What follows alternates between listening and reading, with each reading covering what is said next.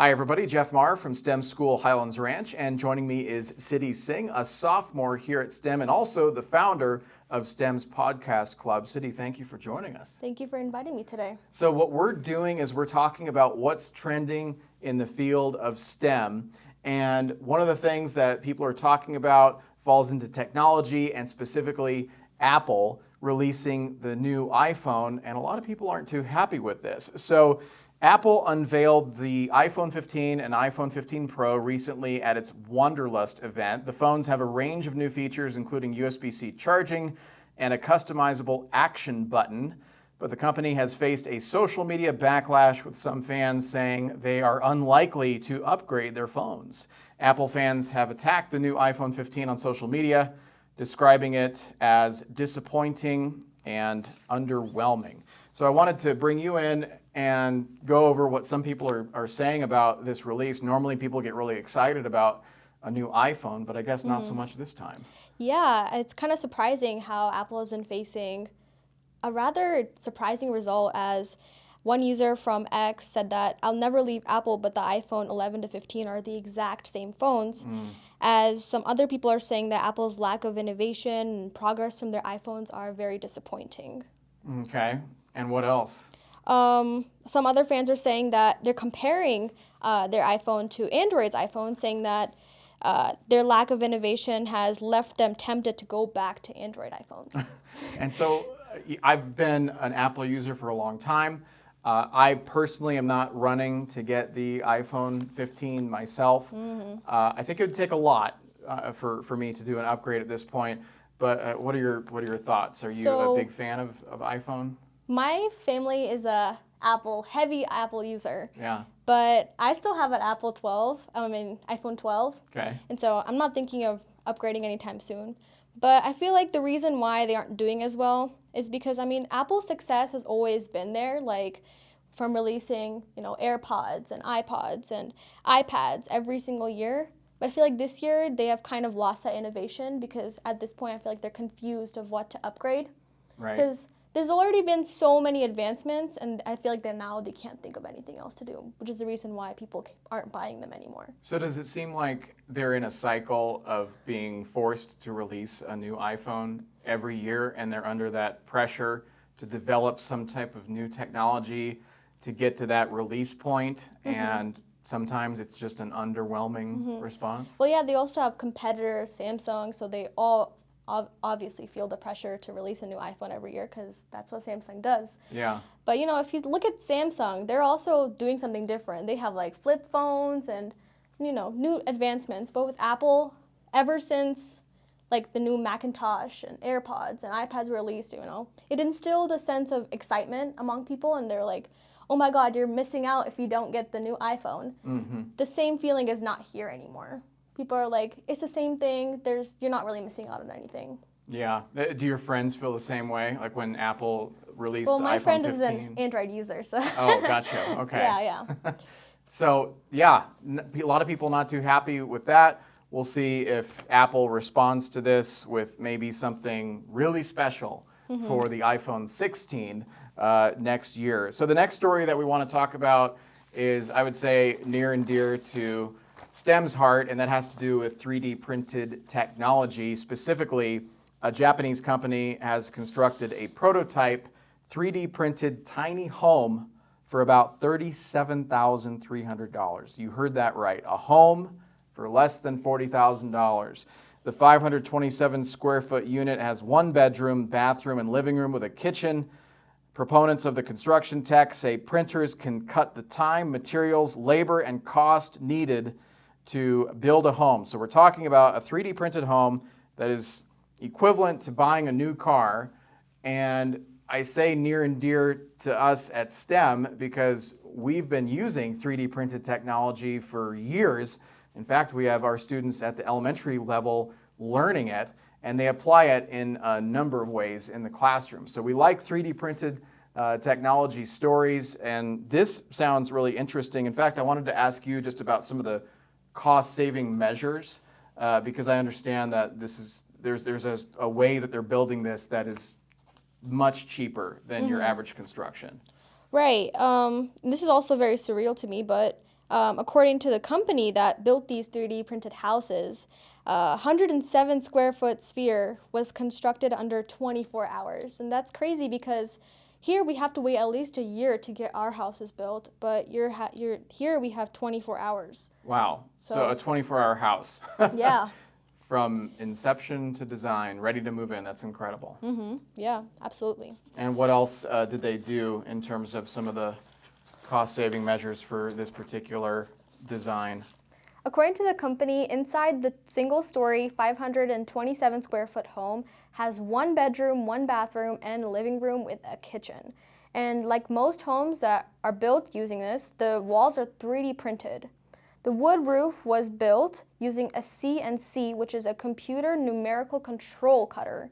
And because almost all of the primary components of the home were built using automated tech, the startup was able to save both time and money, which is so valuable in today's age.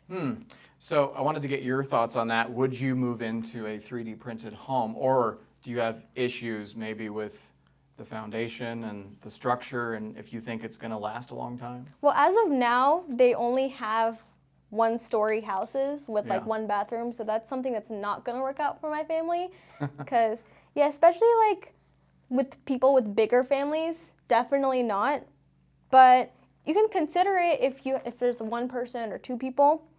Another thing is, when you 3D print something, it's very carbon intensive. So you're still releasing carbon emissions. So that's not very environmental friendly in that sense. Right. So your answer is no. You probably wouldn't move into a... No, not right now. Yeah. And like considering the amount of equipment that goes into building these houses, the starting range will probably be like $500,000.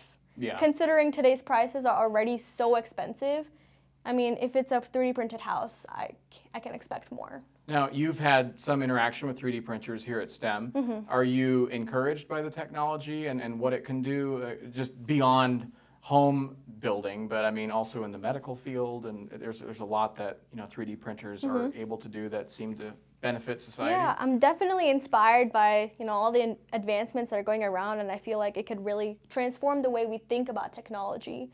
Right? Who would have thought of using 3D printers to build houses? That's out of this world.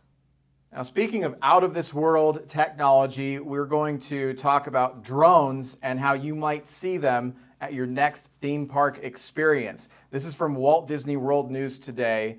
And at a recent conference, Mark Woodbury, CEO of Universal Destinations and Experiences, spoke about the upcoming Epic Universe theme park scheduled to open at Universal Orlando Resort in 2025. He referenced new drone technology that would be used at the park. He didn't say much about exactly what their plans are, but he said, quote, "It's the most technologically advanced park we've ever done." And that speaks to both the attractions themselves, the next generation of robotics drone technology, all the way through the guest experience. The full guest journey is really being taken to a whole new level.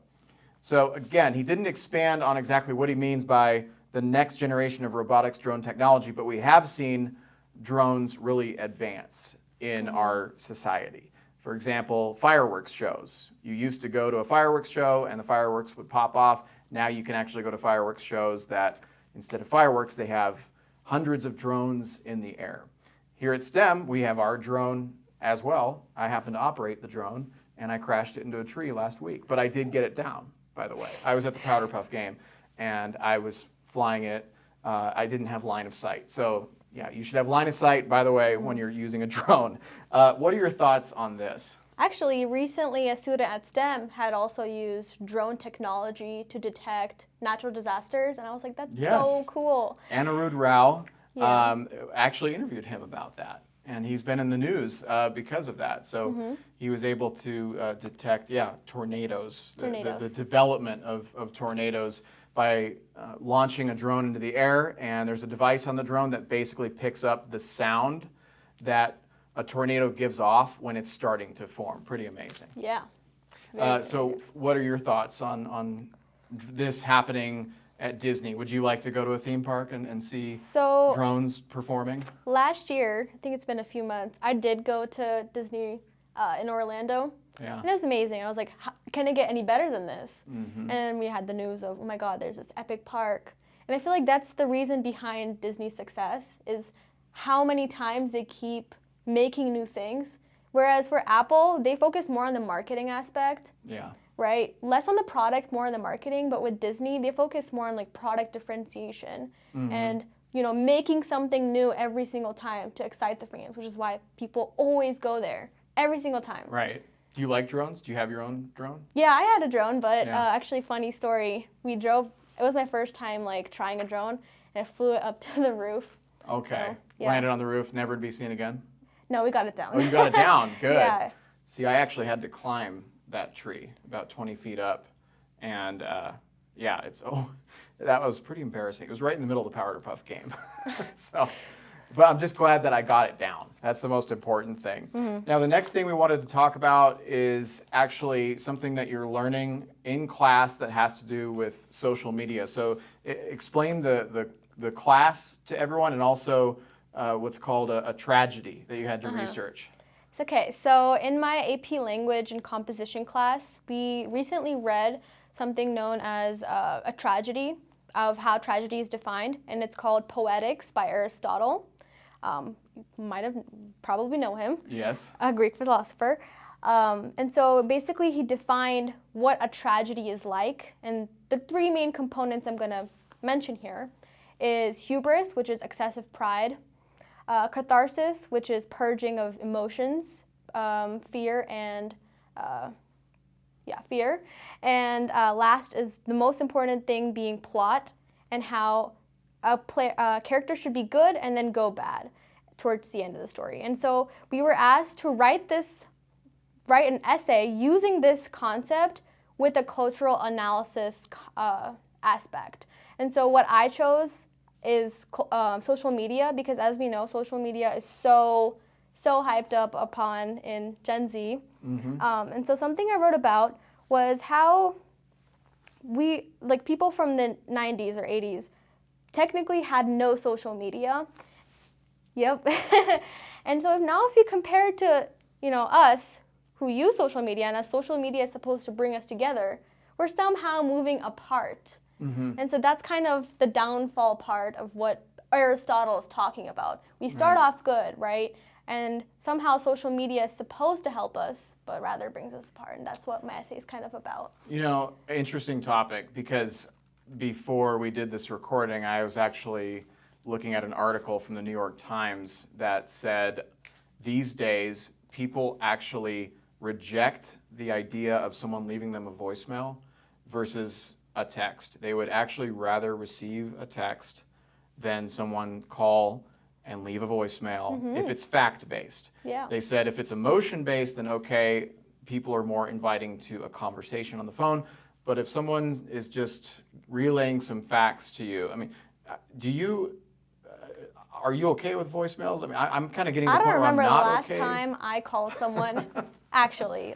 Even on apps like TikTok, these things are meant to addict you. Right. And all this short form content, like 60 seconds, we can't focus for more than that. Seems to translate to life as well, right? Yeah, even news reporters these days don't care about the topic, just quickly deliver, that's it. Mm-hmm. They don't even provide their input. They don't always put in a lot of research. Yeah. No. They just want to give the news. And I don't even know if people watch the news these days. I think most people get the information from Twitter or X. Yeah. Right. Or podcasts. Podcasts, exactly.